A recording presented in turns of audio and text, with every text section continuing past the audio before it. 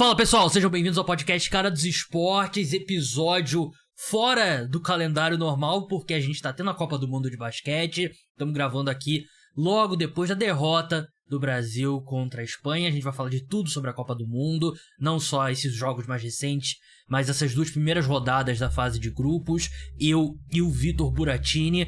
Vamos entrar logo, começar com o jogo do Brasil, né, contra a Espanha, que foi dentro do esperado, mas ainda assim deixa um sentimento de decepção, na minha opinião, porque eu achei que o Brasil não jogou o melhor que poderia. A Espanha venceu por 96-78. Buras, seja bem-vindo mais uma vez ao programa. O que você achou da partida? Bom, salve aí, obrigado Gabriel, salve a todos os ouvintes. Cara, uma partida decepcionante, na minha opinião, foi bem decepcionante. Assim, a gente sabe que a Espanha é a atual campeã do mundo, então sempre é um desafio grande, né? Mas também é um elenco um pouco envelhecido aí, a gente sabe que também falta a peça do Ricky Rubio, que foi muito importante na seleção nos últimos anos, mas hoje o jovem lá, o Juan Núñez, que se eu não me engano é quem está substituindo ele, foi muito bem. A Espanha muito bem do perímetro, o Brasil tendo muitas dificuldades para marcar aí nessa área da quadra. Não gostei muito de algumas rotações em alguns momentos ali do Gustavinho, apesar de que eu achei que a gente teve bons momentos coletivos aí, mas, cara, uma situação, é um jogo decepcionante pelo que a gente apresentou ali nos 3 primeiros quartos, né? A gente foi pro último quarto perdendo de 5 pontos só, teve uma grande esperança aí, e no último a gente foi totalmente dominado. A gente foi muito, muito mal nas bolas de 3 ao longo do jogo. A gente viu o Iago tentando carregar a equipe, né, até onde deu, mas acabou que ele se esgotou. Acho que faltou um pouco acionar mais o Bruno Caboclo, porque quando ele teve a bola ele foi muito bem, quando ele teve as oportunidades. Mas, enfim, talvez essa derrota acho que era esperada quando teve o sorteio. Agora é ir pro duelo contra a Costa do Marfim, que a gente é amplo favorito, e se não ganhar é vexame. Verdade, né? Vamos por partes. Eu concordo com o que você disse sobre a rotação. E, claro, que a rotação tá mais curta sem o Raulzinho. Eu achei que o Raulzinho fez muita falta no ataque. Muita falta mesmo. Ele vinha fazendo um jogo muito bom contra o Irã, apesar dos números dele não for nada de outro mundo, mas quem tava vendo o jogo lembra que ele tava jogando muito bem, e eu achei que ele fez muita falta. Defensivamente não. Eu achei que o Brasil no segundo tempo, eu achei que defendeu muito melhor. Eu achei que o Brasil conseguiu encaixar muito melhor, porque assim, na NBA muitas vezes um time tá com um arremesso muito bom de 3, a bola tá caindo direto, e você sabe que é um pouco ali que estão acertando arremessos de alta dificuldade e tal, e que uma hora a matemática vai virar. Eu não achei que foi esse o caso do Brasil contra a Espanha, porque eu achei que a Espanha teve muitos arremessos livres ou pouco marcados, muitos arremessos de alto aproveitamento. No segundo tempo o Brasil conseguiu tirar um pouco mais isso, mas continuou com problemas no garrafão. O Willian Gomes e depois quando entrou o Garuba também, eles foram muito bem, e esse era um problema que a gente esperava do Brasil, né? A gente falou no preview da Copa do Mundo, né? O Brasil não tem o melhor dos garrafões, né? E eu achei que o Felício entrou bem, mas a questão do Felício também é muita questão física. Eu não sei o quanto tempo que ele aguenta em quadra, né? Ele não jogou na última temporada com uma lesão séria. Eu achei que eu gostei do Iago, eu gostei do Jorginho. Eu achei que os dois deram bastante trabalho para a Espanha. A Espanha teve dificuldade contra a nossa velocidade no primeiro tempo, mas eu não gostei muito da questão da rotação. Achei que o Huertas entrou muito mal. E toda vez que o Huertas entrava, o Brasil passava por uma defesa em zona, né? Porque claramente o Gustavo não confia muito na defesa do Huertas, né? Nunca foi um grande defensor, ainda mais nesse estágio da carreira. Ele tá velho, tá mais velho, né? Então o Brasil sempre passava por uma defesa em zona com o Huertas e com o Benítez, principalmente com o Huertas, e a Espanha deitou e rolou contra essa defesa em zona do Brasil. Sim, sem dúvida. O Huertas fez uma partida bem decepcionante, né? A gente viu ele ganhando mais minutos aí, justamente por conta dessa lesão aí do Raulzinho. Acho que isso é esperado pro resto da competição, né? Mas foi muito mal quando jogou. A gente não pode exigir muito também, né? Acho que ele tá beirando já os 40 anos, né? Deve estar com 39, 40. Apesar dele ele é um dos jogadores mais históricos aí do Brasil. Acho que esse é o 5º ou 6º mundial dele, mas foi mal. Acho que o Lucas Dias também foi mal. Foi mesmo. Não gostei da partida dele. Geralmente ele me decepciona um pouco quando joga pela seleção brasileira aí. E realmente o garrafão da Espanha é muito mais forte. O Usman Garuba é um ótimo defensor, apesar da idade. A gente sabe que ele não conseguiu solidificar na NBA, né? Mas ele é um cara que tem espaço na liga, precisa ser desenvolvido, mas é um grande defensor, apesar da pouca idade. É o que você falou também, o William Hernan Gomes foi muito bem, ele vem de ótimas competições aí pela Espanha, né? Uhum. No basquete FIBA ele tem melhores desempenhos, e é o que você falou, o Brasil tem um garrafão fraco, acho que é um garrafão fraco defensivamente, sobretudo, e contra equipes assim vai sofrer mesmo. Mas acho que contra a Costa do Marfim a tendência é que isso nem seja um problema. Tamanha disparidade dos elencos, né? O assim, Brasil atropelou o ali. Irã, né? E a Costa do Marfim venceu Sim. apertado o Irã, acho que por 1 ponto, se eu não me engano. Deixa eu olhar aqui. Mas assim, a gente... 71-69, Costa do Marfim, Irã. A gente acompanha a seleção brasileira há muito tempo, né? A gente sabe que tudo pode acontecer. Não fica tranquilo. É difícil. E a questão do garrafão, eu concordo plenamente com você. Assim, num vácuo, a minha alternativa aqui diria começar com o Felício ou dar mais minutos ao Felício. Só que eu não sei se ele, como eu falei, não sei se ele tem condição física de jogar 25, 30 minutos, né? E o Tim Soares e o Lucas Dias não são grandes defensores, né? Então o Brasil fica muito exposto. E eu concordo com você sobre o Caboclo. Eu achei que o Brasil devia ter usado mais. Sempre tem a opção da gente usar o Caboclo como um pivô, né, em alguns momentos, né? A gente sabe que na NBA alguns dos melhores momentos dele foram justamente jogando assim. Acho que às vezes pode ser interessante, acho que outras vezes pode ser um certo desperdício, né? Porque ele vem jogando muito bem na posição de origem, mas, cara, acho que contra a Costa do Marfim, acho que isso não vai ser necessário.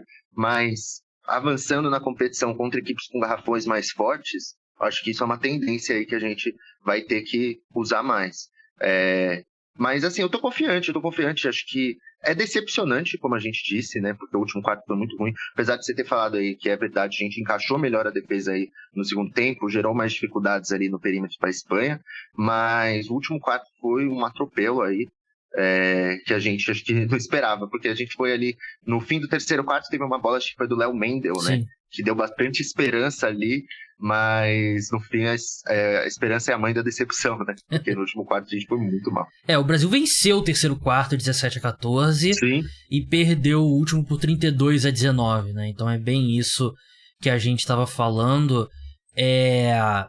Pensando, seguindo em frente, não só nessa partida, né, na próxima partida contra a Costa do Marfim, mas seguindo em frente, né, o Brasil, o sonho aqui nosso é a vaga direta para as Olimpíadas, né, e é muito difícil. São 3 vagas para as Américas ou 2 vagas? Agora me fugiu. Se eu não me engano, são 2. Que vai ser para Estados Unidos e Canadá. Estados Unidos e Canadá.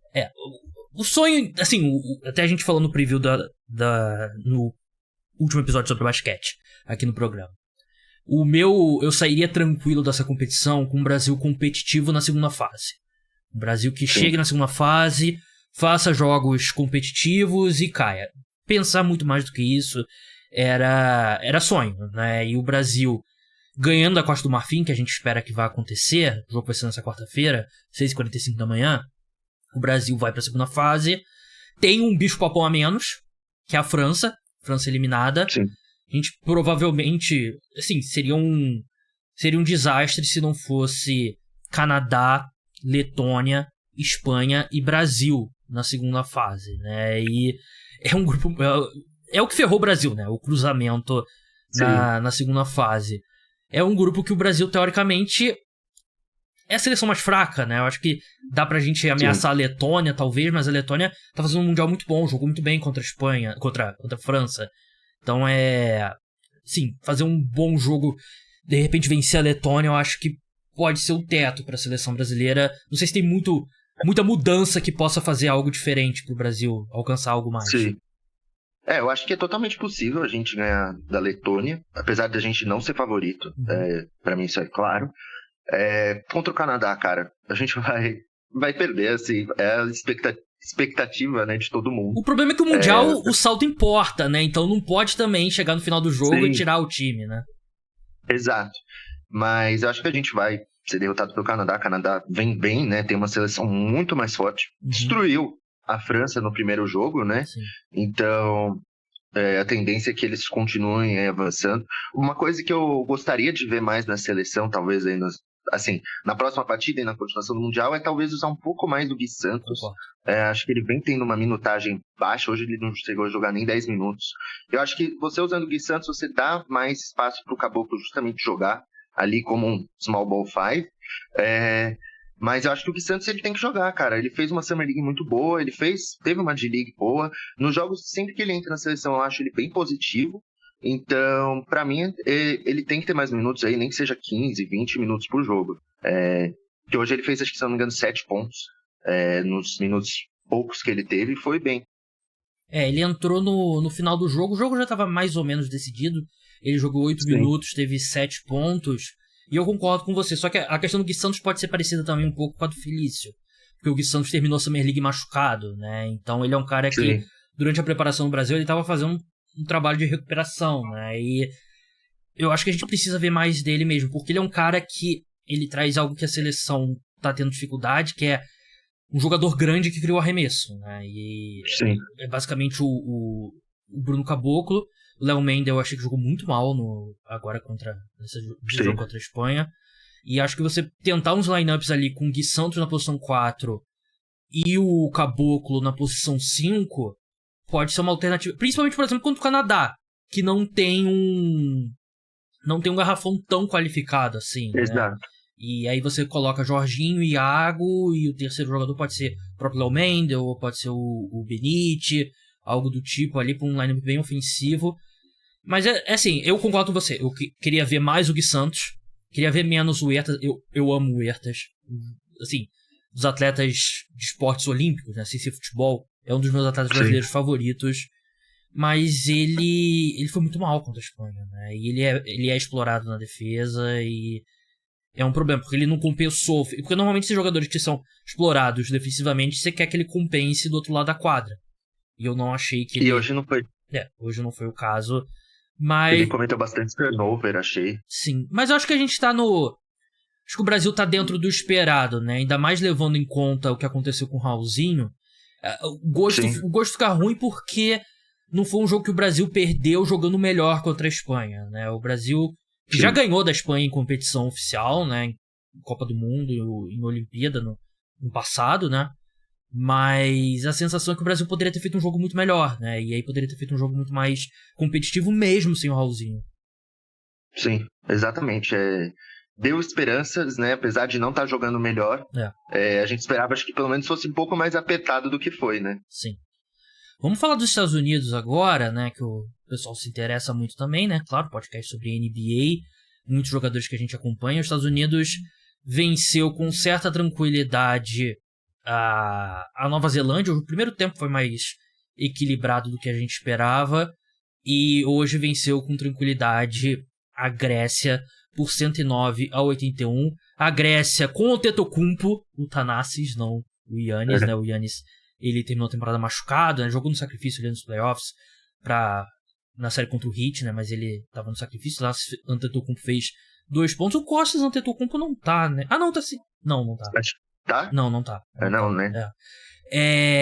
A seleção dos Estados Unidos, que teve como cestinha o Austin Reeves, que tá fazendo um ótimo Mundial. Ele fez uma ótima preparação pra Copa do Mundo. Assim, a gente já viu esse filme antes. Os Estados Unidos é uma seleção que vai melhorando ao longo de toda a competição que ela disputa, porque, ao contrário das outras seleções que tem bases, né? Você tem uma seleção que vai jogando junto várias competições. Os Estados Unidos, basicamente, eles juntam os caras ali 3 semanas antes de cada competição. E a gente lembra nas Olimpíadas de 2021, eles perderam pra França no primeiro jogo e foram melhorando, e chega um ponto que o nível de talento deles é muito absurdo, e por isso que eles são a maior força mesmo do basquete FIBA, né, de seleções. Sim. Mas é outra seleção que eu acho que também tá dentro do esperado, né? Os Estados Unidos nunca são fogos de artifício, assim, logo de cara, mas você já vê uma evolução em relação à seleção que começou lá atrás. A preparação, teve jogo difícil contra a Alemanha, nos amistosos, por exemplo, então eu acho que é uma seleção melhor do que a do último Mundial. Não, eu também, só comentando, né, que nas últimas Olimpíadas também, antes eles chegaram a perder na preparação, acho que pra Nigéria, que foi algo assim, eles perderam vários amistosos, né, e realmente... A Espanha também, se eu não me engano. Sim, eles terminaram campeões, né. o elenco dessa equipe, eu acho ele até equiparável ao da última Copa do Mundo, porque eu lembro que tinha Kemba Walker, que ainda estava em boa fase, tinha Jaylen Brown, que ainda não era o que é, mas tinha Jason Tatum, Bam Adebayo, mas eu sinto que os caras nessa, eles estão mais focados, né, justamente para não proporcionar um certo vexame, como foi na última edição, né, que foi bem decepcionante. São caras jovens, na sua maioria, que estão aí com muito afim de irem bem. Nos 2 primeiros jogos, contra a Nova Zelândia e até hoje contra a Grécia, eles fizeram um primeiro quarto mais morno aí. Acho que hoje contra a Grécia eles até chegaram a ganhar o primeiro quarto, mas foi por uma diferença pequena. Óbvio que eles iam ter as dificuldades que eles teriam com o Giannis em quadra, né? Então era esperado um jogo bem mais tranquilo. Mas é o que você falou, eles vão crescendo ao longo. Eu não sei quem é o terceiro adversário deles nessa fase de grupo, sendo sincero. É a Jordânia. Só se o Rondae Holly Jefferson fizer 50 ao invés de 39.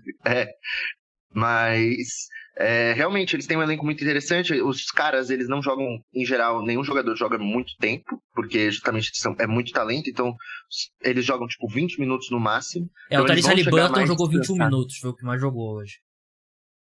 Então, é pouquíssimo tempo se você for comparar as outras equipes que às vezes tem jogador jogando 30, 32 minutos. Então eles chegam mais cansados para as fases finais, e é o que se falou.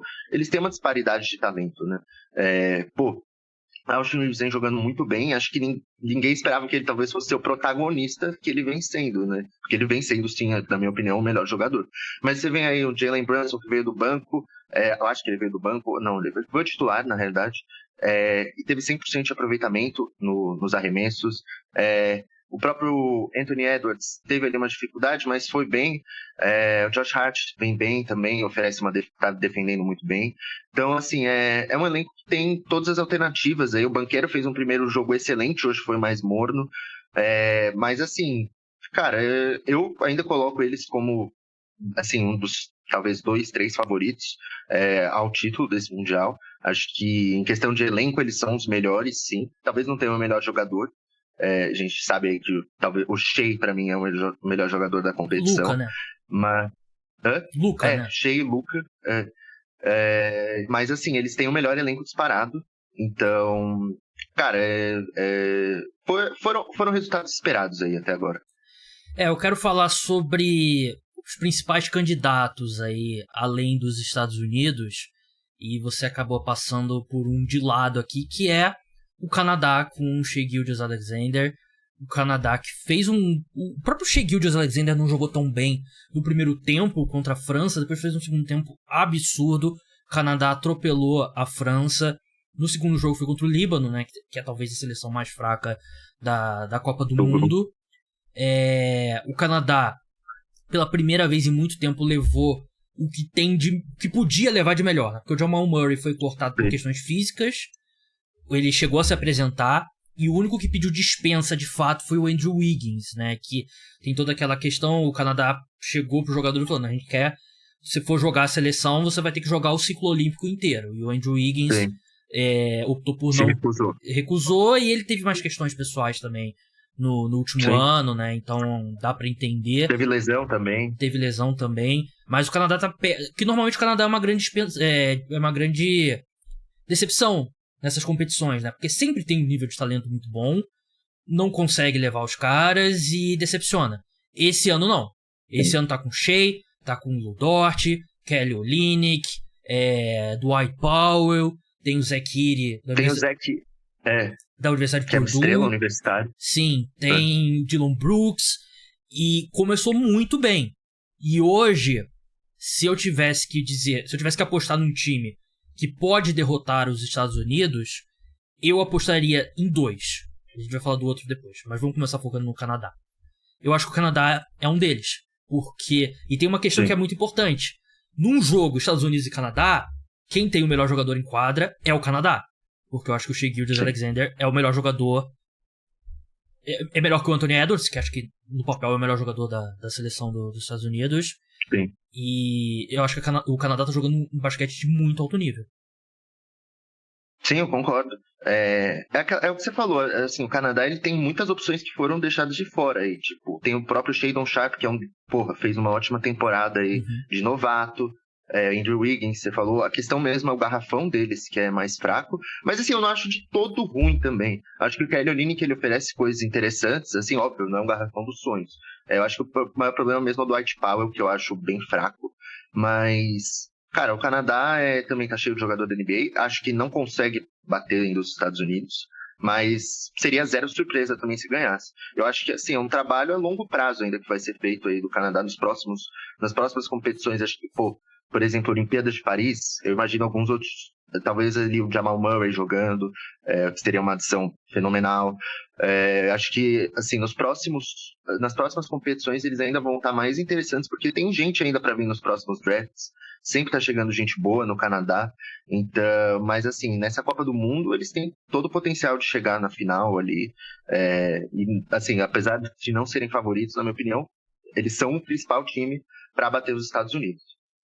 Concordo. Outra seleção que eu destacaria, tem 3 seleções na verdade que eu acho que tem chances. Os Estados Unidos é o favorito, e aqui eu tô dizendo, eu acho que eu vejo com maior chance. Canadá, uma. Outra é a Espanha, que a gente já falou bastante. Eu acho que pelo conjunto que a Espanha tem, né? Não é a mesma Espanha, como o Buras bem falou. Eu acho que em termos de talento tá bem abaixo de outras, mas ainda é um time que sabe muito bem jogar, né? E ganhou a última Copa do Mundo, ganhou a última Euro, é um time muito experiente. Mas eu acho que eu ficaria um pouco abaixo. O segundo time que eu destaco é a Eslovênia, com o Doncic tá jogando um absurdo. Não acho provável. Eu vi a cara que você fez, quem tá assistindo no YouTube viu também. Eu não acho provável. Eu acho possível. Porque o Doncic tá jogando um absurdo. E é a mesma coisa, é mais ainda do que o Shea. Porque eu acho que Estados Unidos e Eslovênia, o melhor jogador em quadra é da Eslovênia.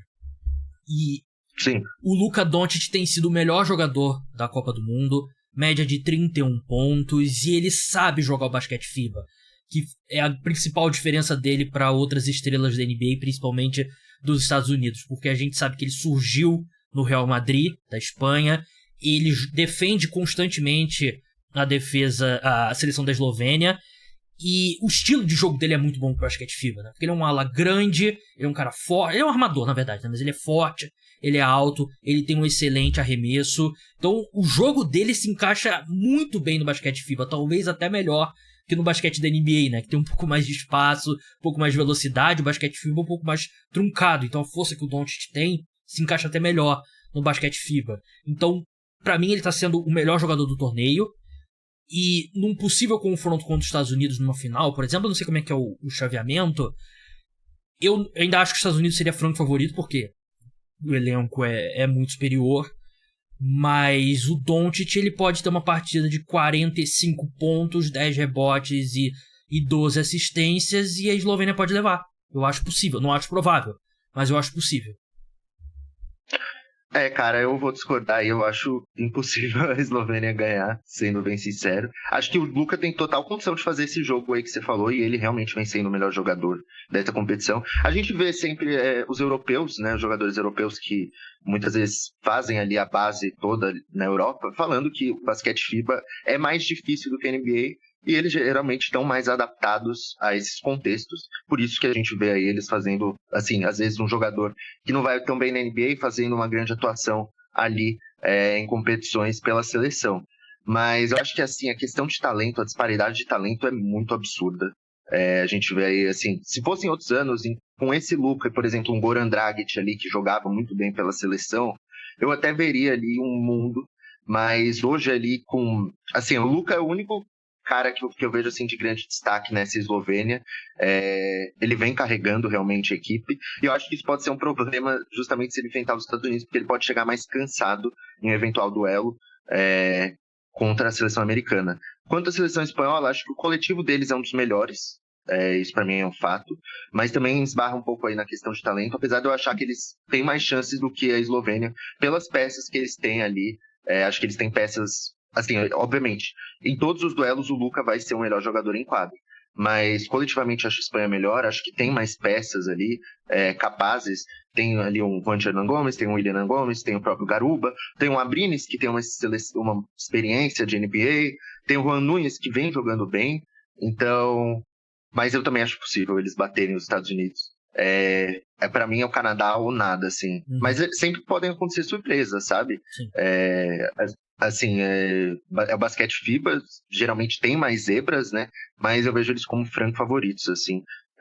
Sobretudo ali com aquele coaching staff que eles têm ali, que, pô, é simplesmente fenomenal. Tem Steve Kerr, tem Eric Spoelstra, quem é o terceiro, que também é muito bom. Isso. Então, assim, eu acho interessantíssimo. Tem tudo que você precisa para ir bem. Tem um cara que sabe fazer ajustes, tem um cara que sabe... Todos eles sabem extrair, acho, o melhor dos seus jogadores, né? E acho que isso vai importar muito no mata-mata, que às vezes você precisa fazer mais ajustes. Posso falar uma coisa que muita gente vai interpretar como sacrilégio? Diga. Eu acho que o Pop fez um péssimo trabalho no último ciclo olímpico. Eu concordo. Eu não acho que é um sacrilégio, acho que isso todo mundo reconhece, todo mundo deveria reconhecer. Porque é o Greg Popovich, ninguém quer criticar, né? Mas eu acho que ele foi muito mal. Sim.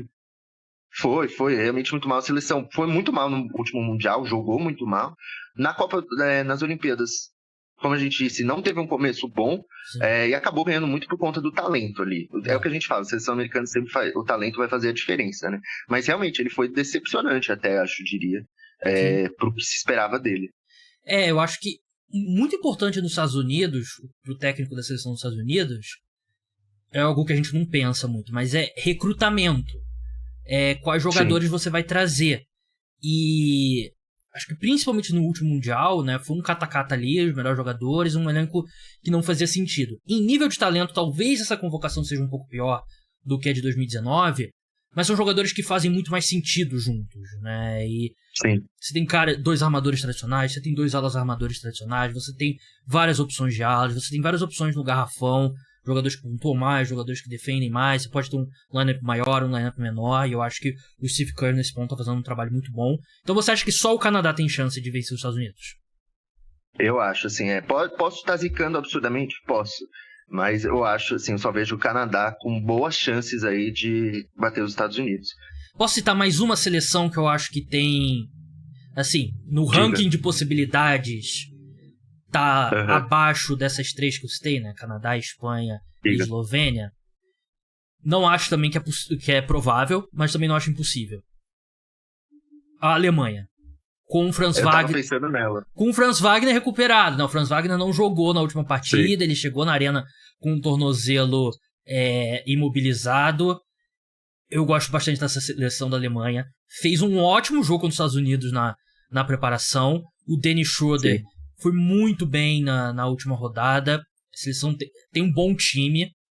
É bem treinada. Tem uma boa base ali coletivo. Não acho provável, mas assim, aquele melhor dia da Alemanha contra os Estados Unidos no pior dia, com o Franz Wagner 100%, com o Dennis Schroeder jogando nesse nível, eu acho que seria possível uma zebra. Eu também não acho possível, mas assim, realmente eu acho que ela, nesse ranking que você fez, aí, eu diria que ela tá na posição correta. Também tem vários jogadores. Eu acho até que ela teria, assim, chances iguais às da Espanha, viu? Porque a Alemanha tem muitos jogadores também com experiência de NBA. O Dennis Schroeder vira outro cara. Assim, eu acho ele um ótimo jogador na NBA. Mas no basquete FIBA ele vai ainda melhor, ele assume a responsabilidade, ele consegue. Tem o Franz Wagner, como você disse aí pra mim, é um dos melhores alas jovens da NBA. Ele não jogou aí, mas é um cara muito bom. Você tem o Moritz Wagner, que vai bem também, o irmão dele, o Mo Wagner, vai bem. Você tem o Theis, que também é uma opção interessante. Tem uns caras que também jogam ali basquete FIBA que vão bem. Então, assim, eu acho que a Espanha aliás, a Alemanha é uma seleção interessantíssima também. Eles fizeram um bom jogo contra a Austrália, que talvez também fosse aí, talvez a próxima aí do seu ranking, né? Porque é uma seleção que tem muitos nomes interessantes também. Mas, cara, eu acho também possível, mas tem bons nomes, e é o que você falou. Teve um bom amistoso contra os Estados Unidos, né, na preparação. Em alguns momentos a gente até achou que eles fossem vencer o jogo. A Austrália acho que viria logo depois. A Alemanha ganhou da Austrália, né, jogando bem e sem o Franz Wagner, como eu falei. E eu tenho gostado do Josh Giddey. Eu acho que ele se encaixou bem, ele com com o Patty Mills. A segunda seleção que tem mais jogadores da NBA, né, no Mundial, né? A Austrália. Sim. Muita gente pode pensar que é o Canadá, mas não, é a Austrália. Eu acho que a Austrália tá ali. Se a gente fosse, em vez de olhar desse prisma de quem pode vencer os Estados Unidos e fazer um power ranking, né, o ranking das forças das seleções, eu acho que a Austrália viria logo ali. Antes da gente encerrar, passar por algumas outras aqui, antes eu queria mandar um abraço, se você é ouvinte de Angola, muitos angolanos no TikTok lá, curtindo a cobertura, né, seleção de Angola, eu ficava em dúvida se era da Angola ou de Angola, seleção de Angola ganhou das Filipinas, né, donas uma das sedes da competição, e vai disputar a vaga na segunda fase com a Itália, não diretamente, né, já vai enfrentar a República Dominicana, vencendo a República Dominicana, se a Itália perder para as Filipinas, tá classificada direta, e se as duas vencerem, Angola precisaria tirar uma diferença de 13 no saldo de pontos, né? Então basicamente precisaria vencer por 14 pontos mais de vantagem do que a seleção italiana, e vou admitir, tô 100% fechado com Angola, a seleção de Angola. Eu tava olhando no TikTok, eu não sei se muita gente, eu tenho bastante seguidor lá, aí no TikTok tem análise quais cidades você tem mais seguidor. Luanda, uma das principais cidades do perfil, então, 100% fechado com a seleção de Angola. Espero visitar lá um dia. Meu pai trabalhou em Luanda, inclusive, em Angola. Porra, interessante. Tenho a ligação com o país. República Dominicana com o Towns jogando bem, né, Buras? E sim, é um cara também importante, porque o Towns, assim, o pessoal pega muito no pé do Towns, mas ele é um pivô muito talentoso. Não, o Towns aí pra mim tá no top 5. Diria que tá no top 5 de pivôs da NBA. Em algum momento eu até achei ele o terceiro melhor. Que ele fez uma temporada aí decepcionante, né? E nos playoffs ele geralmente é decepcionante da NBA. Mas ele tá jogando muito, cara. A última partida dele foi excelente pelo país dele, então tem que ser exaltado, sim. Sérvia tá fazendo um mundial muito bom também, né? Venceu os dois. Imagina, e aí a gente sempre pensa, imagina com o Jokic. Essa é a pena, né? O Jokic deve estar alcoolizado desde com certeza. Cara, os vídeos do Jokic dançando são o melhor conteúdo na internet hoje, né? E aquele vídeo dele na festa, né? Ele tava em cima da cadeira e parecia que ele tava de criança, né? Ele já é alto, aí a gente, será que ele tá em pé? Tá? Lituânia, jogando muito bem também, mas um grupo muito fácil, né? A gente vai ter o teste de verdade agora, vai ser com Montenegro, e nem vai ser teste de verdade porque as duas seleções já estão classificadas. Importa porque a campanha, você permanece com os pontos que você conquista na primeira fase para a segunda, como você não é um jogo treino, mas também não tem aquele peso, né, de perder ou tá fora. Finlândia é uma decepção, perdeu pro Japão. A Finlândia, que não é a seleção mais forte, mas tem o Lauri Markkanen, né, que foi um All-Star e acabou derrotada pelo Japão. Já seria muito difícil de passarem nesse grupo, né, porque Alemanha e Austrália, mas acho que a Finlândia é uma decepçãozinha mesmo. E acho que é isso. Tem mais alguma seleção que você queira citar, Buras? Cara, eu queria falar da França, né? Verdade, a gente acabou não debatendo tanto sobre o desastre francês, que é um desastre. A seleção francesa estava com o melhor que podia levar? Não, porque não tinha o Victor Wembanyama. E teoricamente poderia ter o Embiid, né? Mas uma questão física e tal. Ele tem nacionalidade, a expectativa é que ele jogue as Olimpíadas. Eu achei que o único dos principais jogadores da França que jogaram bem, eu achei que foi o Fournier. O Nando De Colo, não sei qual que é o certo, ainda foi ejetado. Acho que grande parte da derrota da França é a saída dele, né? Foi ejetado no jogo contra a Letônia.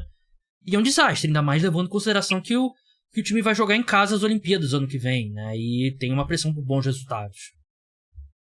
Não, é um desastre porque, assim, foi a primeira vitória da Letônia na história da Copa do Mundo, né? E, assim, a França tem um elenco melhor. Letônia sem Porzingis, né? Sim, exatamente. E, assim, cara, que decepção o Rudy Gobert, meu, assim, em todos os sentidos possíveis. E, assim, ele é uma decepção pra mim na NBA pelo contrato que ele tem, assim, decepção, digo, pelo custo-benefício, assim, óbvio que a gente sabe que o Gobert é um ótimo jogador, Mas é decepcionante, de certa forma. E, pô, na Copa do Mundo, então, ele foi mais decepcionante ainda, meu. Ele não jogou nada, em nenhuma das duas partidas. O que você realmente falou, o Fournier foi o melhor jogador. E, assim, a França tem um bom elenco, pô. Tem o Fournier, tem o Batum, tem o próprio Rudy Gobert, que na teoria, pô, era pra ser um cara importante. Tem o Nando De Colo, que você falou. Tem o Yabusele, que teve passagem na NBA e até vai muito bem na seleção. Uhum. Então, assim, é decepcionante, cara. Era uma seleção, assim, que talvez fosse ser colocada ali depois no mesmo nível da Espanha, eu diria, num power ranking, Uhum. né? Então, realmente é muito Vice-campeã decepcionante. olímpica, né? Sim, exatamente. Não, foi Então, muito... é preocupante para as Olimpíadas mesmo aí, porque, pô, se tivesse desempenho em casa, vai ser um vexame ainda maior. Cara, o Gobert quebra muito. Ele continua sem ter nenhum recurso ofensivamente que não seja pular, enterrar a bola. Tu viu o videozinho dele carregando a bola da defesa pro ataque? Sim. Parece aquele... Não sei se você já viu The Office? Você é fã de The Office, né? Aquele gif famoso do Stanley quicando a bola no jogo de basquete. Sim, na primeira temporada. Era o Gobert. E ele continua assim. E assim, se tudo... É porque essa questão do Embiid ainda não... Eu vou acreditar quando o Embiid estiver com a camisa da seleção da França, ouvindo o hino perfilado. Se acontecer isso mesmo, o Gobert tem que ir pro banco. Que você joga com o Wembanyama e Embiid. Sim, sem dúvida. E assim, é uma questão assim, o Embiid eu tenho até a dúvida, porque assim, cada vez sai uma notícia dele, né? Parece que ele agora tirou a nacionalidade dos Estados Unidos também, né? Exato. Então assim, eu não sei o que ele vai fazer da vida dele. Mas, assim, realmente, se ele jogar pela França, cara, vai ser assim, ele, o Wembanyama, pô, melhor garrafão, talvez, do torneio, a depender do que a seleção americana levar, as outras seleções. Mas, pô, um garrafão absurdo. Mas, cara, o Gobert, quando ele não vai bem defensivamente, o que, por incrível que pareça, acontece com uma certa frequência, apesar dele ser um dos grandes defensores, ele em muitos momentos é exposto, e geralmente nos momentos mais importantes. Mas quando ele não vai bem defensivamente, cara, não tem por que você ter ele em quadra, basicamente, porque ele é um nada no ataque, assim. Ele às vezes até poderia gerar algumas oportunidades, não necessariamente pontuando, mas ele também não tá fazendo isso, então ele tá sendo praticamente negativo. E o último jogo aí, talvez acho que ele nem joga dependendo, não sei como vai ser. Mas, enfim, decepção, a grande decepção. E a França não joga o pré-olímpico, né? Como ela é sede das Olimpíadas, né? Então é menos oportunidades para essa seleção encaixar para as Olimpíadas. Não tem data FIBA, né? Não tem, vamos jogar amistoso aqui com força máxima. Não tem isso no basquete, né? Então é bem preocupante para a seleção que vai sediar as Olimpíadas. Pessoal, siga o podcast Cara dos Esportes no Spotify, se inscreve no canal no YouTube, deixa like, deixa 5 estrelas no aplicativo de podcast que você escuta lá no podcast. Se tiver, acho que o Spotify ou o Apple Podcast tem, nos outros eu não sei, ajuda a subir no ranking lá. Buras, muito obrigado pela sua participação aqui nessa segunda-feira na hora do almoço. Sigam ele lá no @Buras1313. Até a próxima. Valeu aí, Gavs, e todo mundo que ouviu. Então é isso, pessoal. O podcast Cara dos Esportes volta no meio da semana. Episódio provavelmente quarta-feira. Ou talvez na quinta-feira. Não vou deixar marcado, não. Você fica de olho no Instagram, no Twitter, que você vai ver o anúncio. Então, até lá. Tchau.